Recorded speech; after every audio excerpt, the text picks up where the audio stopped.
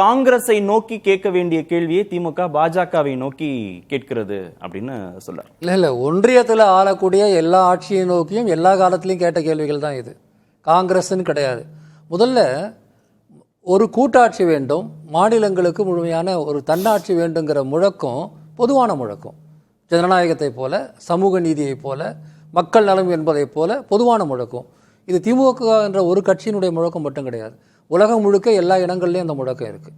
இங்கே அந்த கட்சி தமிழ்நாட்டுக்கு அதை முன்வைக்கிறது, அல்லது இந்தியாவில் இருக்கிற எல்லா மாநிலங்களுக்கும் சேர்த்து கூட்டாட்சியாக முன்வைக்கிறது. இதை காங்கிரஸ் செய்யலைன்னா அதை பற்றி உங்கள் கருத்து என்னன்றதான் நீங்கள் பேசணும். காங்கிரஸ் இன்னைக்கு மாறி இருக்கலாம், மாறலைன்னா மறுபடியும் எதிர்க்கலாம்.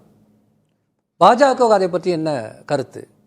கோஆப்ரேட்டிவ் ஃபெடரலிசம்னு சொன்னீங்கல்ல, இந்த ஆட்சிக்கு வந்தபோது ஒரு காலத்தில் மன்மோகன் சிங் அரசாங்கத்தை எதிர்த்து நரேந்திர மோடி குஜராத்தின் முதல்வராக இருந்து கேட்ட கேள்விகளை எல்லாம் மறந்துட்டாங்க.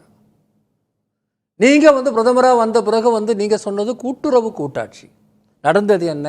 எல்லா துறைகளிலும் அதிகார பறிப்பு. இதை நம்ம நிறைய பேசியிருக்கிறோம். அதை பற்றி பேசுறதுனா பேசலாம் தனியாக. நான் சொல்றது ரொம்ப சிம்பிளான ஆர்கியூமெண்ட்ங்க. இந்தியா ஒரு ஃபெடரல் யூனியனாக இருக்க வேண்டும் என்கிற அந்த அடிப்படையை பிஜேபி ஏற்றுக்கொள்ளவில்லை. காங்கிரஸ் அதை ஏற்றுக்கொள்வதிலும் ஏற்றுக்கொள்ளாமல் இருப்பதிலையும் டான்ஸ் ஆடிட்டு இருந்தாங்க. இப்போ இன்னைக்கு ஒரு சூழல் வரும்போது சரி நம்ம ஃபெடரல் செட்டப் நோக்கி போகலான்னு கூட அவங்க வரலாம். இவங்க வந்தால் கூட வரவேற்கலாம். யாரும் வரவேற்கக்கூடாதுன்னு சொல்லலை. எனவே இந்த பிரச்சனையை தேர்தல்கார பிரச்சனையாகவும் திமுக காங்கிரஸ் பிரச்சனையாகவும் திசை திருப்புவதில் தான் எல்லா சூழ்ச்சியும் இருக்கிறது. இல்லை, கூட்டாட்சிக்கு எதிராக பாஜக இருக்குங்கிறதுக்கான ஜஸ்டிஃபிகேஷன் இந்த 10 ஆண்டுக்கு 12 ஆண்டு வருட ஆட்சியை விட வேற என்ன ஜஸ்டிஃபிகேஷன் வேணும்? கல்வித்துறையில், நிதியில், உள்கட்டமைப்பில் எல்லா வருஷங்களும் அவங்க செஞ்சது என்ன? நண்பர் சொன்னதை போல கல்வித்துறையில் எனக்கு கொடுக்க வேண்டிய பணத்தை கொடுறான்னு சொன்னால் மும்மொழி எடுத்துக்கிட்டா தான் கொடுப்பேன் அப்படின்னு சொல்றது அரசியல் சட்டத்துக்கு புறம்பான ஆர்கியூமெண்ட். செய்கிறாங்களா இல்லையா? கோயம்புத்தூரோட சின்ன நகரங்களில் மெட்ரோவை அனுமதிச்சுட்டு கோயம்புத்தூரில் கேட்டால் போதுமான ஆள் இல்லைன்னு சொல்றது அது ஒரு டிஸ்கிரிமினேஷனா இல்லையா? இல்லை, டெல்லிக்கு பக்கத்திலே இருக்கிற நொய்டாவில் இன்னொரு இன்டர்நேஷனல் ஏர்போர்ட் வரலாம், ஆனால் பெங்களூர் பக்கத்தில் இருக்கிற ஓசூருக்கு வரக்கூடாதுன்னு சொல்றது டிஸ்கிரிமினேஷனா இல்லையா?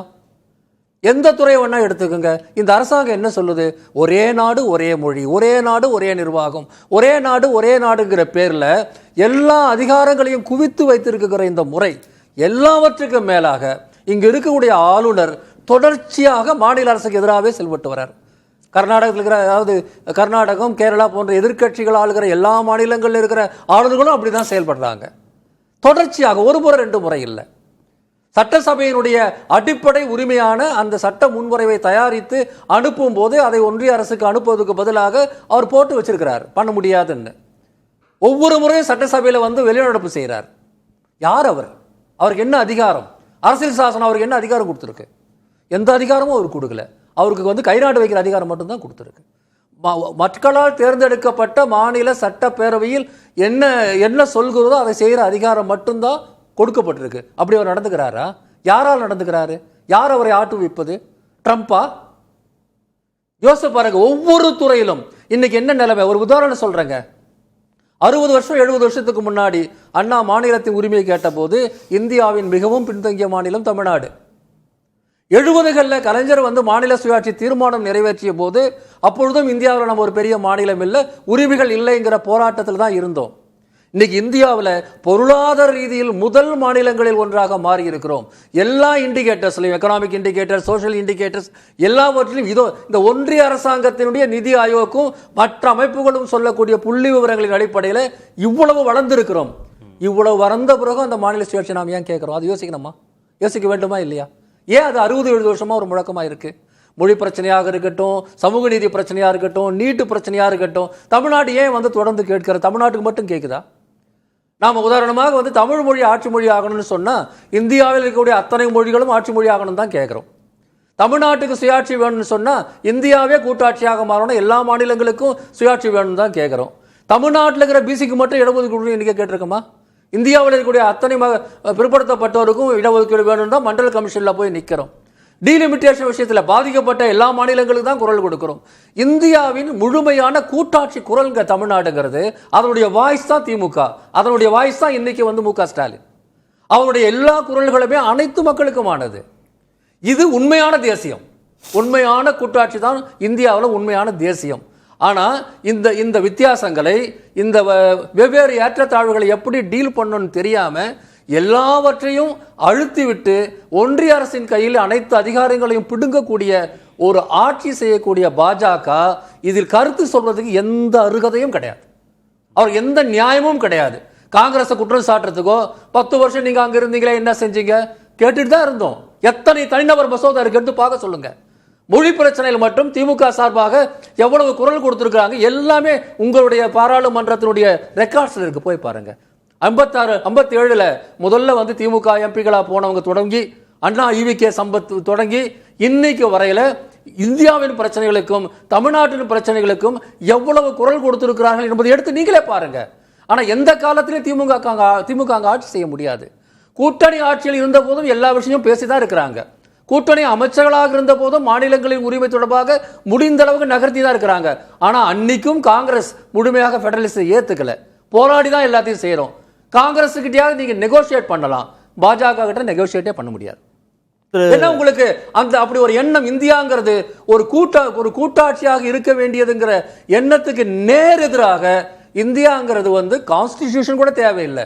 இது ஒரு மதவாத அரசாக அல்லது வந்து ஒரு ராமராஜ் என்ற பேர்ல வந்து ஒரு இந்து மதவாத அரசாங்கம் இருக்கணுங்கிறது தான் உங்க நோக்கமாக இருக்கும்போது கான்ஸ்டிடியூஷனல் டெமோக்ரஸி பத்தி உங்களுக்கு என்ன அக்கறை வரும்?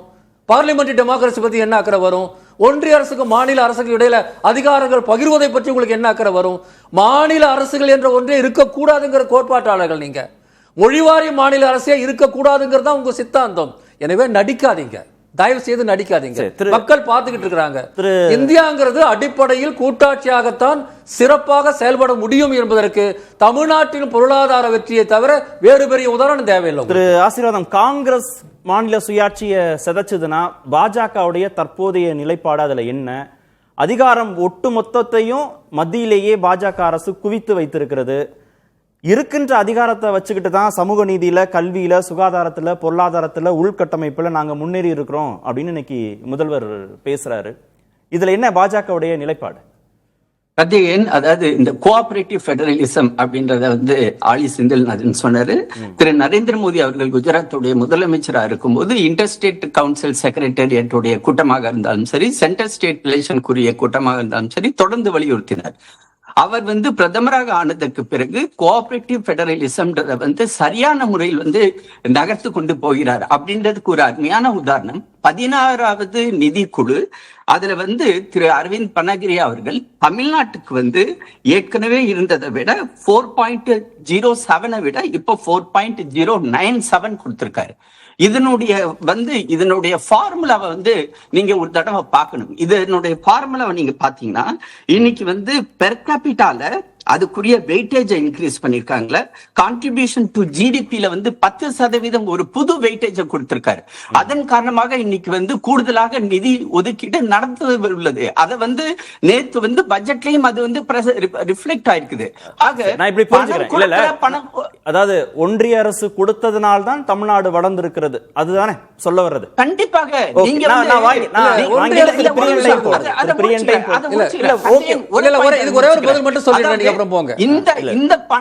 இந்த பண ஒதுக்கீடானது வந்து இந்த தடவை 16வது நிதிக்குழு கூடுதலாக ஒதுக்கீடு செய்ததன் காரணமாகத்தான் இன்னைக்கு அவங்களுடைய பணச்சுமை வந்து கம்மியாக போகுது. இல்லாட்டினா பணச்சுமை இன்னும் அதிகமாக.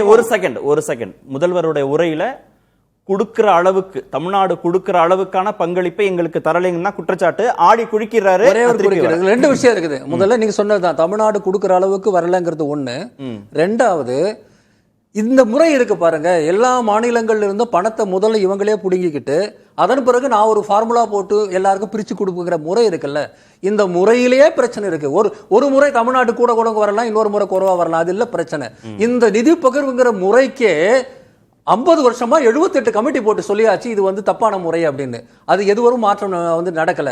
அடிப்படையில் விஷயம் என்னன்னா, காங்கிரஸ் பிஜேபி பிரச்சனையா பார்க்காதீங்க. டெல்லியில இருக்கக்கூடிய அரசு வந்து அந்த ஒன்றிய அரசு என்பது இன்னரண்ட்லி அடிப்படையிலேயே மாநிலங்களுக்கு எதிராக தான் இருக்கு. நான் கேட்கறேன், இங்க மாநிலத்துக்கு ஒரு மக்கள், மத்திய அரசுக்கு ஒரு மக்கள் இருக்கிறாங்களா? எல்லா பணமும் மாநிலங்கள்ல தானே போய் ஆகணும். என்னவோ நாங்க கொடுக்குறோம் எங்கிருந்து எடுக்கிறீங்க, எங்கிருந்து கொடுக்குறீங்க? யாரு உங்களுக்கு அந்த அதிகாரத்தை கொடுத்தது? கான்ஸ்டிடியூஷன் தான் உங்களுக்கு அந்த அதிகாரத்தை கொடுத்தது. கான்ஸ்டிடியூஷன் தான் அதிகாரத்தை கொடுத்தது. அந்த கான்ஸ்டிடியூஷன்லயே தப்பு இருக்கு நம்ம சொல்றோம். இல்ல அவங்க நாங்க எடுத்துக்கிட்டு எங்கிருந்து கொடுக்குறீங்க? அடிப்படையே தப்பு. எங்கிருந்து கொடுக்குறீங்க? பிரியன் சார் உங்களுடைய ஆர்குமெண்டே தப்பு சார். உங்க ஆர்குமெண்ட் தாங்க தப்பு. நாங்க அந்த பிரிமைஸ் தாங்க கேள்வி கேக்குறோம். இந்தியாவில் எல்லா மக்களும் மாநிலங்கள்ல தான் இருக்காங்க. ஒரு நொடி மாநிலங்கள்ல இருந்து தான் உங்களுக்கு பணம் வருது. அதை திருப்பி நீங்க பிரிச்சு கொடுக்கும்போது தப்பு பண்றீங்கன்றீங்க. நான் சொல்றேன், நானு அதுதான் இவ்வளவு காலமா இருக்கிற நிதி பகிர்வு தொடர்பான குற்றச்சாட்டு. நான் ஆசீர்வாதம் சார், நான் வரேன்.